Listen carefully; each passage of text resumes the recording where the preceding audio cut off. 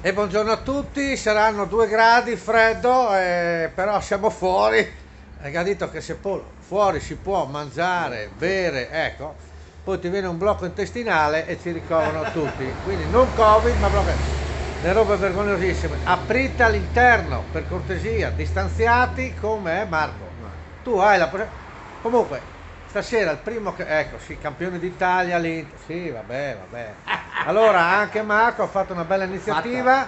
Le prime 10 persone che stasera mangeranno buono. all'aperto mangiano gratis. Via. Comunque, Pagano. barzellettina per dedicare a 2 miei amici, il chirurgo plastico e il suo collaboratore. La chirurgia plastica di Udine è l'Elite.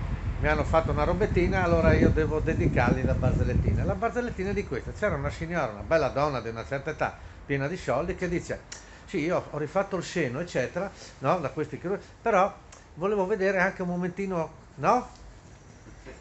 Perché un po', sai, un po' col tempo, un po', sai, allora bisognerebbe vedere, no? Allora vada dalla ginecologa: guarda, io vorrei vedere qua com'è, guarda, qua non si può fare niente, signora. No, non diventare vergine, le ho detto, però volevo far mettere un linea a posto.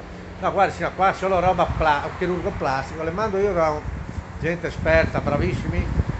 Vado giù. Allora va giù a fare la visita e il chirurgo, porca puttana che sta. E il chirurgo plastico gli fa: guarda signora, qua non c'è niente da fare, qua bisogna fare solo si può fare un trapianto, sa.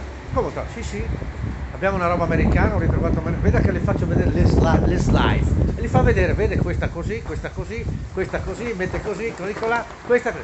Però c'è il ritrovato più grande, è questo, che si fa un trapianto, si mette l'orecchietta di un maialino, bella, piccolina, che ha questo pelo, vedo non ti vedo, bellissima, eccetera, eccetera, è uno spettacolo. Ma si guardi qua e vede, si fa convincere. Porca mia.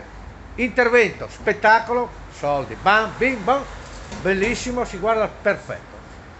Questa orecchiettina trova uno, vanno a ballare, Marco, no? Vanno prima le 3 sorelle, cenetta, dopo quando all'aperta, vanno a casa di lei, lui va sotto e comincia a scarpare lei. Che spettacolo, una sensibilità che non avevo mai provato. E che a un certo punto questo qua viene fuori e fa: ciao, scusa, io ho avuto donne more, ho avuto donne bionde e ho avuto anche donne rosse, ma una col bolino del consorzio non l'ho mai trovata. Ciao, l'apertura nel freddo. Ciao. Ciao, ciao.